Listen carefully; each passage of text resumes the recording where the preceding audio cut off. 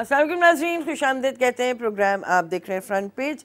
आज की खबरें देखते हैं, फिर प्रोग्राम का आगाज़ करेंगे। रोज़ाना जंग से शुरू करते हैं। महंगाई बढ़ गई, बरामदात कम, वजूह का जायज़ा ले रहे हैं। 6 माह में बेहतरी होगी, मुशीर तिजारत। पिछले दौर में कौन सी दूध शहद की नहरें बह रही थीं। वज़ीर मुमलिकत रेवेन्यू, आइंदा 2 साल में बरामदात बढ़ जाएंगी। एशियन टाइगर बनने के लिए अनथक मेहनत की ज़रूरत है, कौम थोड़ा सब्र करे। पाकिस्तान आगे बढ़ेगा, मुश्किलात दूर हो जाएंगी। अब्दुल रज़ाक दाऊद, महंगाई की शरह गुज़िश्ता दौर से कम, अगले 1.5 साल मईशत पर भारी गुजरेंगे। जरदारी, हमजा और ओमनी केस में ज़्यादा फ़र्क नहीं है, जितना मर्जी चीख लें एनआरओ नहीं मिलेगा। हम अजहर 23 मई तक भारत की तरफ से मुहिम जुई का ख़तरा है, होशियार रहना होगा। वज़ीर आज़म के बयान का गलत मतलब लिया गया। शाह महमूद, भारतीय इंतखाबात का पहला मरहला मुकम्मल, मकबूजा कश्मीर में मुकम्मल हड़ताल, अहम कश्मीरी रहनुमाओं पर बगावत के मुकदमे। हनीफ अब्बासी 7 माह 18 दिन जेल काटने के बाद बाहर आ गए। यूसुफ गिलानी के बेटे अली मूसा और मखदूम शहाब को शक का फ़ायदा देकर बरी किया गया। सानिया मॉडल टाउन नए JIT केस तलबी पर वज़ीर आला बुज़दार हाई कोर्ट में पेश। Advocate general Mustafi, Lahore high court. Hanif Abbasi की सज़ा मुअत्तल, ज़मानत मंजूर। एफिड्रीन केस में जस्टिस आलिया नीलम की सरबराही में 2 रुकनी बेंच ने समाअत की। 8 मुलजिमों के खिलाफ ट्रायल हुआ और सिर्फ हनीफ अब्बासी को सज़ा हुई। वकील दरख्वास्त गुजार। हनीफ अब्बासी ने 137 किलो एफिड्रीन गैर कानूनी फ़रोख्त की। सरकारी वकील, फ़ैसले पर खुश हूँ, मुश्किल वक्त में साथ देने पर क़यादत का मशकूर हूँ। नून लीगी हनीफ अब्बासी, नून लीगी रहनुमा हनीफ अब्बासी। चीनी कंपनियां पाकिस्तान में पुरकशिश कारोबारी मौक़े से फ़ायदा उठाएं। वज़ीर आज़म, सेनेट कमेटी BJP मोदी मुखालिफ करारदाद मंजूर। वज़ीर आज़म से बयान की वजाहत तलब। पुलवामा पर मज़ीद सवालात भारत के हवाले। पहले जवाबात ना मिलने पर भारतीय डिप्टी कमिश्नर की दफ्तर ख़ारजा तलबी। तो नाज़रीन, यही सारी ख़बरें हैं जिसमें मईशत भी है, मुक़दमात भी हैं, ये सारी बातें। अंग्रेज़ी अख़बारात भी देख लेते हैं, लेकिन हमारे साथ आज जनाब एडवोकेट इब्राहिम अज़मी साहब मौजूद हैं। उन्हें खुशामदीद कहते हैं। अस्सलाम वालेकुम अज़मी साहब, ये सारी ख़बरें आपके सामने हैं। अब मुझे एक रवैया समझ नहीं आता, वज़रा का हो या वज़ीर आज़म का। वज़ीर आज़म तो शायद इतनी बात ही नहीं करते, लेकिन वज़ीरों से जब भी कोई बात की जाए, कोई भी हुकूमती फ़र्द से बात की जाए, वो ये बात करता है कि पिछले दौर में ये तो नहीं था और यूँ नहीं था, वो नहीं था। मेरा सवाल यह है, भाई पिछले दौर को अगर इतना ही सुनहरी दौर मान लिया जाता तो आवाम फिर आपको वोट क्यों देते हैं? उसमें कंपैरिजन तो हमेशा ज़रूरी होता है। अच्छा, अगर कंपैरिजन न हो तो आप कैसे फैसला करेंगे कि कोई चीज़ बेहतर है या नहीं? तो माजी में देखिए ना, हंस के रह जाएंगे। देखिए ना, ये जो कॉन्ट्रास्ट होता है, हाँ। सफ़ेद अगर शर्ट है और काली पतलून है, तो वो बिल्कुल एक कंपैरिजन बिल्कुल हो जाता है। अवामी सतह पर लोगों को ये बात पता तो है, इसीलिए तो वोट दिया था तहरीक इंसाफ को। देखिए, पहले हम भी ये समझ रहे थे कि यहाँ चिराग रगड़ेंगे और यहाँ खुशहाली आ जाएगी।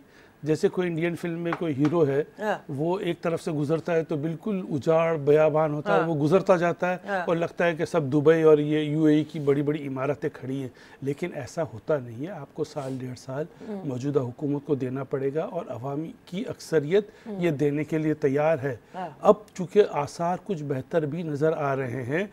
अब चूँकि ये कंपेयर किया गया कि शुरू के 7 माह में पीपल्स पार्टी की कारकर्दगी क्या थी और शुरू के 7 माह में मुस्लिम लीग की कारकर्दगी क्या थी, तो आपको इस हुकूमत की कारकर्दगी बेहतर नज़र आएगी। वो अपनी इंपोर्ट्स कम कर रहे हैं, एक्सपोर्ट बढ़ाने की कोशिश कर रहे हैं। जो एक्सपोर्ट इंडस्ट्रीज़ हैं उन्हें सस्ती गैस दे रहे हैं, अखराजात अपने कम कर रहे हैं। तो सारी चीज़ें वो हैं जो आपकी खुशहाली की तरफ बढ़ रही हैं। तो अब आपको थोड़ा सा इंतज़ार करना पड़ेगा और पाकिस्तान की अक्सरियत इस हुकूमत को कुछ वक्त देने के लिए तैयार है। और आप याद रखें कि अगर इन्होंने डिलीवर न किया तो मुस्लिम लीग और पीपल्स पार्टी तो बाद में एहतजाज करेंगे। जो तहरीक इंसाफ के हामी है ना, वो पहले एहतजाज करेंगे। तो आप बिल्कुल इत्मीनान रखें, जो भी मुस्लिम लीग के हामी हैं, मौलाना फजलुर रहमान के हामी हैं, जमात इस्लामी या पीपल्स पार्टी के हामी हैं, कि आपसे पहले जब अगर महसूस होगा, इसलिए कि जिन्होंने तहरीक इंसाफ को वोट दिया है वो दूसरों के मुकाबले में कंपैरेटिवली बेदार मगज के लोग हैं। उन्होंने तब्दीली को वोट दिया, वो लकीर के फ़कीर नहीं है। जब उन्होंने वोट दिया है तो कुछ डिलीवर करने की उम्मीद पे दिया और वो वक्त देने के लिए तैयार है। ठीक है, अच्छा अब ज़रा आगे बढ़ते हैं, हनीफ अब्बासी वाले केस पे आ जाते हैं। जो कल बात चल रही थी टेलीविज़न पे, उसमें ये बात सामने आई थी कि जो केस था उसको एंटी नारकोटिक्स में लेकर ही नहीं जाना चाहिए था, क्योंकि एफेड्रिन इन इटसेल्फ कोई कॉन्ट्राबैंड आइटम नहीं है, वो एक केमिकल है ऑब्वियसली, और वो मनशियात के ज़ुमरे में भी नहीं आता।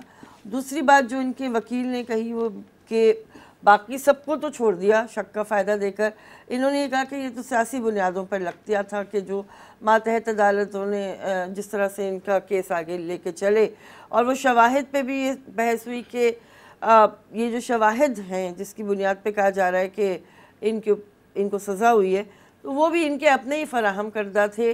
तो ये इस सूरत हाल पे आप क्या कहेंगे कि मुकदमात जब आला अदालतों में पहुंचते हैं तो वो स्टैंड ही नहीं कर पाते, वहाँ पर बहुत इम्कान होता है कि वो खारिज हो जाए। हनीफ अब्बासी को कोई मेरिट पे नहीं रिहा किया गया, ठीक, उनको जमानत दी गई है। हाँ, मेरिट पे तो अब केस चलेगा। ठीक है, निचली अदालत ने जो एंटी नारकोटिक्स कोर्ट थी उन्होंने उनको सज़ा दी, और जहाँ तक जो एफेड्रिन थे, आपने कहा कि जी ये मनशियात या नशावर दवाओं में शामिल है या नहीं, इसमें जो एक्ट है वो बड़ा वेल डिफाइंड है, बेशुमार रूलिंग्स आ गई हैं, आला अदालतों ने फैसला करना है। ये माहिरीन हैं इस बात का बता सकते हैं, डॉक्टर हजरात या जो इस फील्ड के लोग हैं, जो दवाओं की कंपनी से मुतालिक लोग हैं। जहाँ तक हनीफ अब्बासी और दूसरे मुल्ज़मान का ताल्लुक है, उन्होंने एफेड्रिन इंपोर्ट की और बेच दिया आगे। हाँ, उनका नाम कहीं नहीं आ रहा, ए से मंगवाई, ए को बोला कि तुम अपने नाम पे मंगाओ, है मेरी चीज़, खुद पिक्चर है, और बी को बेच दी। हनीफ अब्बासी ने गलती की कि इसको अपने कारखाने में ले गए दवाओं के, और वहाँ उन्होंने उनकी दवाइयाँ बनाई हैं। अब उनसे वो रिकॉर्ड मांग रहे हैं कि ये आपके कारखाने में अगर एक चीज़ आ गई है तो फिर वो कहाँ गई। हनीफ अब्बासी इस वजह से फंसे हैं, अगर वो भी किसी को बेच देते, ईमानदार देखे ना, ईमानदार तो नहीं है ना, परसेप्शन की अगर हम बात करें तो he is not an honest person. जो इनका रवैया है, जो इनका अंदाज होता है, तो अब इनकी मुस्लिम लीग वालों की और जो भी लोग हैं वो ये चक्की चल गई है, एहतसाब की चक्की है, या मकाफात अमल की है, ये आहिस्ता चल रही है, लेकिन ये बड़ा बारीक पिसती है कहते हैं, और ये लोग इनकी आनियाँ जानियाँ लगी रहेंगी। अच्छा, इसमें एक और कल बात जो हो रही थी, एक तासुर जो बनता जा रहा है, बल्कि कुछ लोगों ने शायद अपनी गुफ्तगू में इस तरफ इशारा भी किया, मैं चैनल का नाम तो नहीं लूँगी, लेकिन उनका झुकाव हमेशा किसी दूसरी जानिब होता है। वो नून लीग से तो बहुत ही मुखासमत का मुजाहरा करते हैं मेरी नज़र में, बहरहाल उनका अपना तज्ज़िया है। वहाँ पर ये बात हो रही थी कि लाहौर यानी छुपे छुपे अल्फाज में माजरत हाई कोर्ट्स के ऊपर थोड़ी सी बात करने की कोशिश की गई।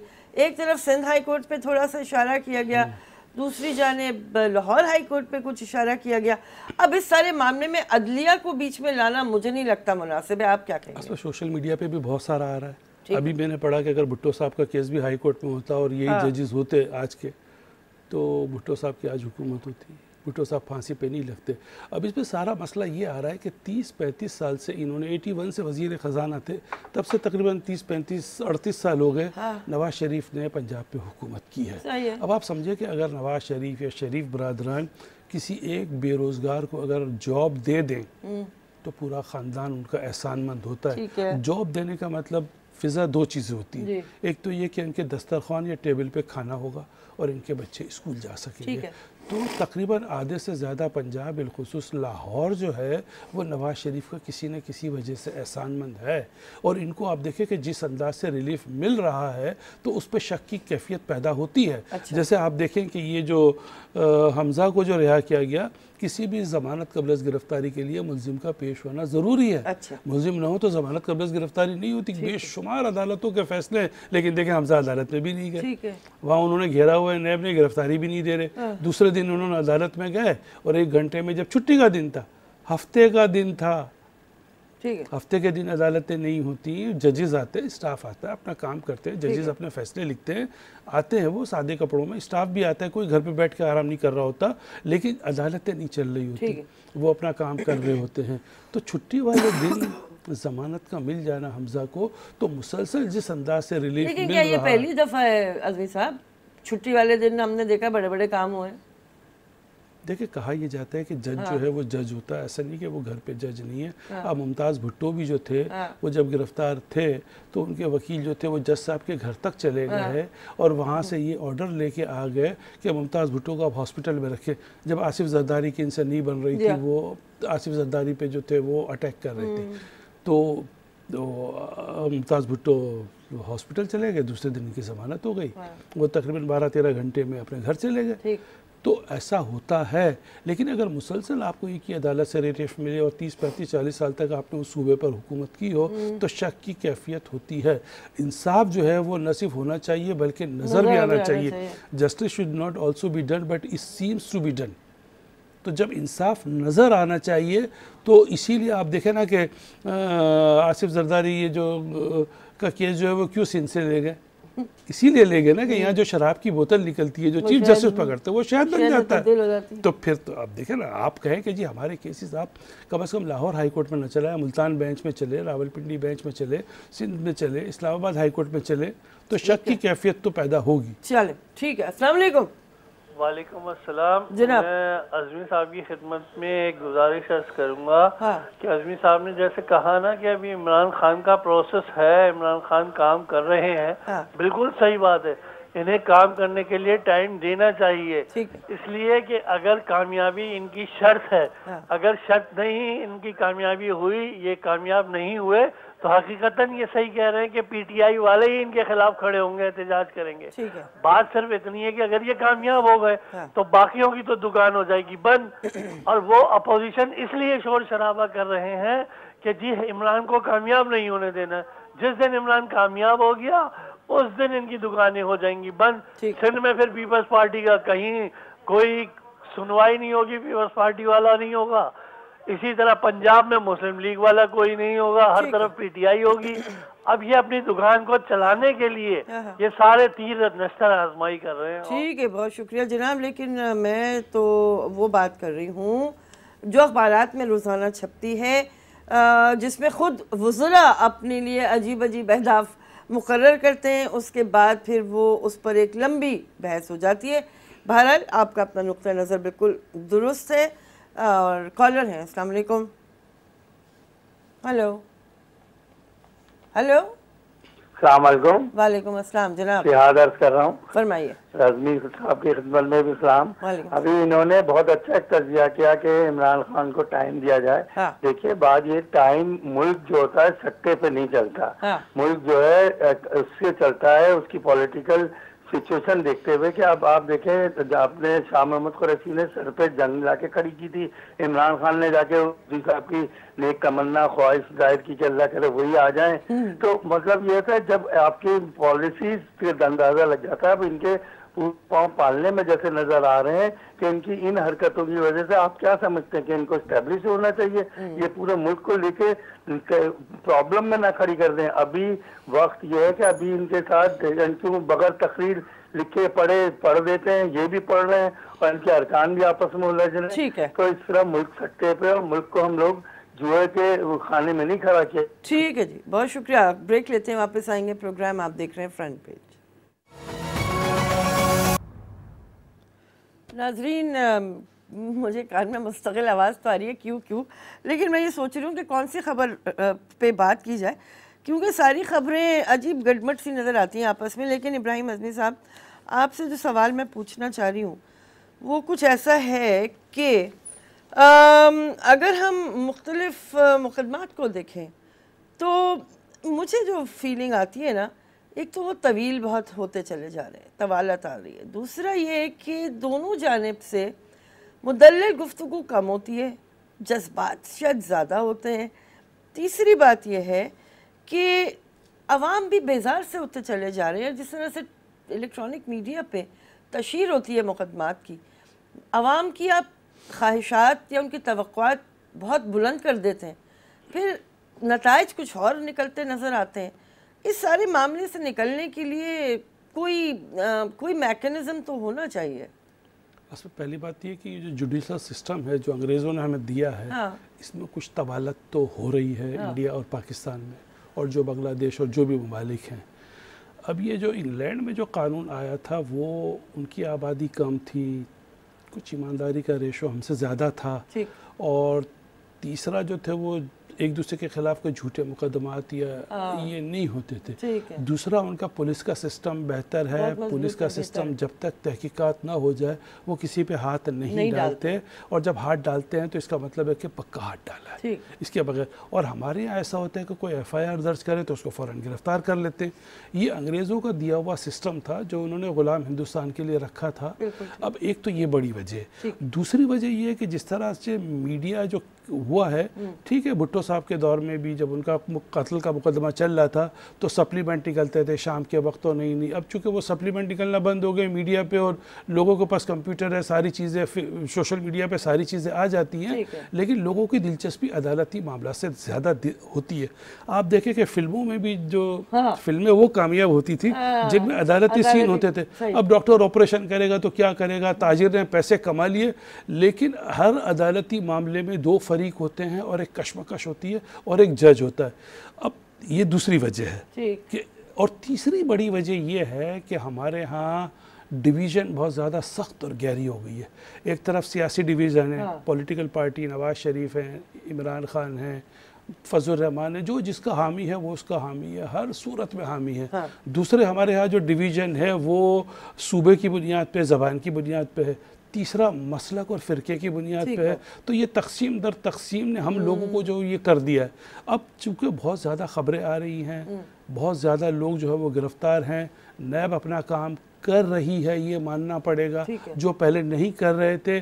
और अब तो और जब मामला तब बढ़ेगा जब तहरीक इंसाफ इनके खिलाफ केस बनाएगी। अभी तो ये पुराने केसेस हैं ना, अभी तो पुराने केसेस हैं। अब तो वो तहकीकात कर रहे हैं, वाइट पेपर दिए हैं। इमरान खान ने सारे वज़रा को कहा है कि भाई नवाज शरीफ के खिलाफ और उनके ख़ानदान के खिलाफ जो भी वो आप निकालें। तो अब जब नैब के अंदर केस जाएंगे, वो FIA को अपने साथ शामिल करेंगे हुकूमत, तो मज़ीद केस बढ़ेंगे। तो इससे सबसे बेहतर तरीका ये है, सबसे बेहतर तरीका ये है कि नवाज शरीफ और आसिफ जरदारी जो इनको पैसे हैं वो दे दें, अच्छे खासे पैसे इन्होंने कमाए हुए हैं वो दे दें, और 3-4 साल के लिए बाहर चले जाएं। बिलावल यहाँ सियासत करते रहे, मरियम सियासत करती रहे, और जब हुकूमत को 4-4.5 साल हो जाए, 2022 के एंड में आप लोग आ जाए, नवाज शरीफ और जरदारी आ जाए, 22 के एंड तक आप जी बाहर रहे। अब ये 70-75 साल के हो जाएंगे। जरदारी साहब 70 क्रॉस कर जाएंगे, नवाज शरीफ 75 साल के होंगे, आप आए और आप अपनी सियासत करें। ठीक, सही है जी। अस्सलाम वालेकुम। वालेकुम सलाम। मैडम इम्तियाज अर्ज कर रहा हूँ कराची से। फरमाइए इम्तियाज साहब। मैडम फरमाना क्या है, बस एक चीज अर्ज करनी थी कि पाकिस्तान की जो गरीब आवाम है उसको इससे सरोकार नहीं है। किसको पकड़ा, किसको धकड़ा, किसको मारा पीटा, बस आवाम जो उम्मीद लगा के बैठी हुई थी और बैठी रहती है कि खाने पीने की चीजें, स्कूल, कॉलेज, मेडिकल, आने जाने के मसाइल, ये इस तरीके से आसानियां पैदा हो आवाम को। लेकिन अफसोस दर अफसोस के हर दफा महंगाई पे महंगाई, महंगाई पे महंगाई। आप मुझे बताएं कि पाकिस्तान की गरीब आवाम जो है वो क्या भीख मांगे या किसी भलाई इदारे के आगे हाथ फैलाए, करे तो क्या करे। अब रमजान शरीफ का मुबारक महीना आने वाला है और इसके अंदर असलियत जो है अक्सरियत की वाज़े हो जाती है। 5 रुपए की चीज 50 रुपए तक लेके जाते हैं। और जब मदीना जैसी रियासत की बात होती है तो दिल को बड़ा सुकून मिलता है, मगर जब अमल दरामद मदीने जैसी रियासत के मामला नहीं होते तो बड़ा दुख होता है। आपको मैडम याद होगा कि हमारे खुलफा राशिदीन में से हजरत उमर फारूक रज़ी ताला अन्हु के दौर में ज़कात देने वाले तो मौजूद थे, ज़कात लेने वाले नहीं थे। मगर ये बहुत भारी बात है जो हमारे वज़ीर आज़म साहब कहते हैं कि हम मदीना जैसी रियासत बनाएंगे। बाखुदा अगर 5% भी बन गया तो वारे निहारे हो जाएंगे, मगर अभी दूर दूर तक कोई आसार नजर नहीं आता। आवाम को इससे कोई मतलब नहीं है, कोई किसको पकड़ रहा है नहीं पकड़। आवाम कहती है यार हमें 2 वक्त की रोटी तो इज्जत से खाने दो। ठीक बात है इम्तियाज साहब, बिल्कुल सही कह रहे हैं आप। और यही बात हम जानने की कोशिश करते रहते हैं कि आवाम इन सारे मामलात से बददिल मायूस ना हो, उसके अपने अंदर जज्बा रहे। बहरहाल ये सवालात भी रखते हैं इब्राहिम अज़मी साहब से, लेकिन सर ब्रेक के लिए कहा जा रहा है। वापस आते हैं नाज़रीन, प्रोग्राम आप देख रहे हैं फ्रंट पेज।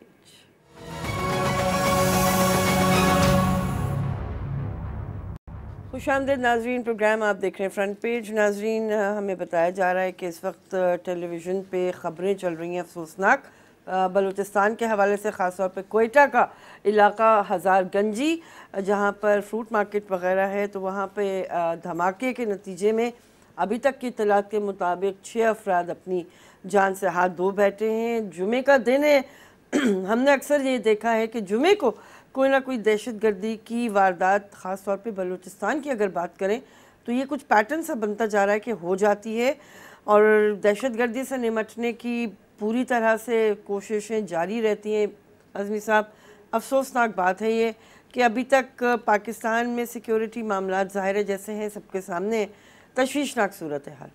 ये बड़े अरसे से ये सिलसिला रुका हुआ था, ये बड़े अरसे के बाद हुआ है ये कोयटा में। और जी, ये तो फ़िरके वाराना मसला लग रहा है, सेक्टेरियन इशू लग रहा है ये जो आप कह रही हैं। तो ये होता था उमूमन जुम्मे की नमाज के वक्त होता था। अब तो लोग मोहतात हो जाते थे, पुलिस भी आ जाती थी 11:30-12 बजे, जुम्मे को वो कॉर्डन ऑफ कर देते थे, वो थ्रू गेट लग जाते थे। अब ये देखेंगे दहशतगर्दों ने अगर इस वक्त किया है तो सुबह के वक्त, तो उन्होंने इसका मतलब है कि ये सुबह फजर के बाद से ये कार्रवाई शुरू की होगी। तो ये बड़ी अफसोसनाक सूरत हाल है और इस किस्म के वाक़यात जो हैं वो पाकिस्तान की तरक्की की राह में एक बड़ी रुकावट बनेंगे। जैसे हमने पहले भी कहा था कि हमारे मुल्क के अंदर डिवीज़न है, सियासी डिवीज़न चले कोई बात नहीं, लेकिन सूबों के दरमियान भी अगर पॉजिटिव हेल्दी कंपटीशन है तब भी बुरी बात नहीं है। लेकिन अगर लिसानियत की बुनियाद पे अगर नफ़रतें हैं और ये फ़िरके वाराना बुनियाद पे हैं तो ये जो है वो पाकिस्तान के लिए ये ज़हर कातिल साबित हो सकता है। तो अब हम यही दुआ कर सकते हैं कि अल्लाह ताला रहम करे और हमारे लोगों को समझ दे कि उनके अंदर एक बर्दाश्त का मादा पैदा हो, एक दूसरे को बर्दाश्त के लिए किया जाए।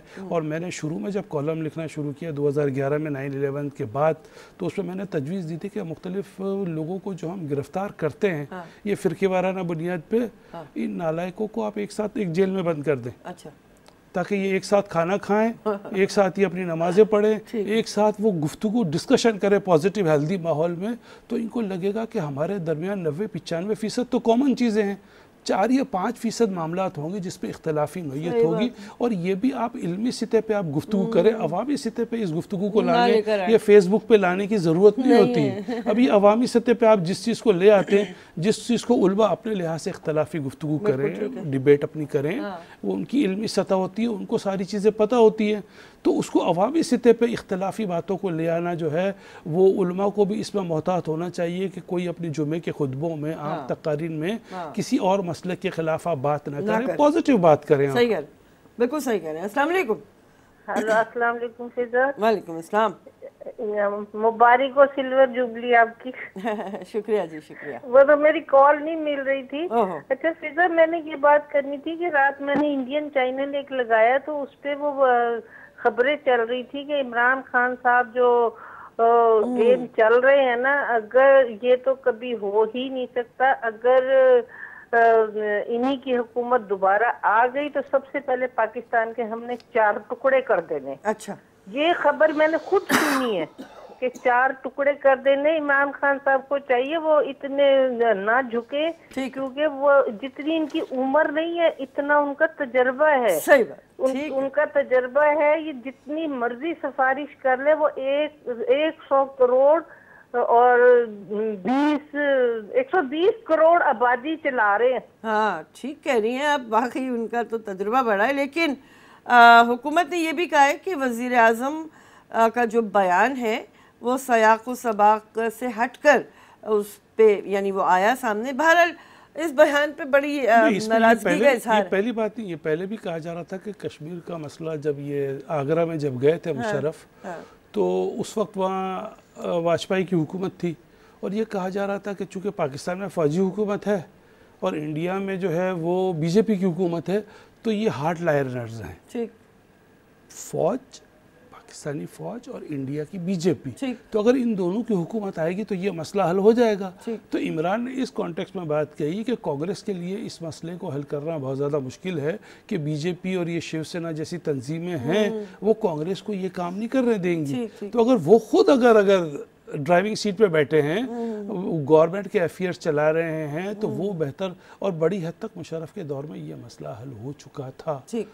तो ये इमरान ने इस कॉन्टेक्स्ट में ये बात कही थी और शाम मुद्दे इसकी आज वजाहत भी की है। अच्छा, बिल्कुल ठीक है। और जो खातून जो बात करी थी वो बड़ी सेंसिटिव थी। देखिए 2001 और 2 और 3 में भी हमें नक्शे मिलते थे कि 2007 और 8 और 10 तक पाकिस्तान टूट जाएगा और कई नक्शे आ रहे थे कि जी पंजाब जो है वो इंडिया के साथ शामिल हो जाएगा और सिंध जो है वो खैबर पख्तूनख्वा अफगानिस्तान के साथ शामिल हो जाएगा, ऐसा कुछ भी देखे 2018-19 हुआ, कुछ भी नहीं हुआ। और इंशाल्लाह पाकिस्तान जो है वो क़यामत की सुबह तक कायम रहेगा। इसकी सिर्फ एक शर्त है कि हम हमारे अवाम के दरमियान इंसाफ हो। अगर इस मुल्क के अंदर इंसाफ होता है, समाजी इंसाफ, माशी इंसाफ, तालीमी इंसाफ, तो पाकिस्तान को कोई चीज़ नुकसान नहीं पहुँचा सकती। बिल्कुल ठीक है। और आर्मी चीफ का वक्तन फ़वक्तन आपके सामने बयान भी आता रहता है कि हर तरह से मुस्तैद है हमारा पूरा जितनी भी स्टेट की मशीनरी है। और पाकिस्तान ने जो फरवरी में जो 27 फरवरी को जो इंडिया को जो जवाब दिया और पाकिस्तान की एयरफोर्स ने, इससे लगता है कि पाकिस्तान वीक नहीं है। नहीं, और जो ये महातिर मोहम्मद और ये जो तैयब अर्दगान जो बातें कर रहे हैं कि पाकिस्तान एक एटमी कुव्वत है, हमारी 5.5-6 लाख से ज़्यादा की फ़ौज है, हमारी 20 करोड़ की आबादी है, इस मुल्क को ख़त्म करना किसी के लिए भी मुश्किल नहीं है। बस पाकिस्तानी नहीं, सोशल मीडिया पे नहीं आ रही है। वो इंडियन मीडिया की जो बात कर रही है सही है, वो तो करेंगे, इंडियन मीडिया तो कहेगा, वो ये तो बात करेंगे, बिल्कुल करेंगे, तो कहेगा। हाँ, तो उससे हमें घबराने की जरूरत नहीं है। जाहिर है वो तो उनके अपना जो लोकल व्यूअर है उसको उभारने के लिए, सेटिस्फाई करने के लिए, बिल्कुल ठीक है। आखिरी चंद सेकेंड है अज़मी साहब, अवाम माशी तौर पे पिसे हुए फील कर रहे हैं अपने आप को, कुछ कहना चाहें उनसे? अब देखिए रमज़ान आने वाली है। पहले भी हमने कहा था कि ताजरों को चाहिए कि सारी दुनिया में सारे त्योहारों पे, इस्लामी ममालिक में ईद और रमज़ान पे, दूसरे ममालिक में क्रिसमस में, होली पे लोग चीज़ें सस्ती करते हैं। तो आप मेहरबानी करके अगर ये ना सोचें कि जी हमें 11 महीने का जो नफ़ा हम कमाते हैं वो 1 महीने में कमा लें, तो ये ज़रा एहतियात करें गरीबों के लिए। ठीक है, ज़कात बहुत ज़्यादा इसमें निकाली जाती है, लोगों को कपड़े दिए जाते हैं, गरीबों की मदद की जाती है, इसमें इतना ज़्यादा कोई बड़ा मसला नहीं होता गरीब लोगों के लिए और अमीर लोगों के लिए। जो लेकिन जो मिडिल क्लास होता है, जो किसी से मांग नहीं सकता, उसके लिए बड़ा मसला होता है। बहुत शुक्रिया अज़मी साहब टाइम निकालने का। नाज़रीन आपका शुक्रिया, इजाज़त दीजिए, अल्लाह हाफ़िज़।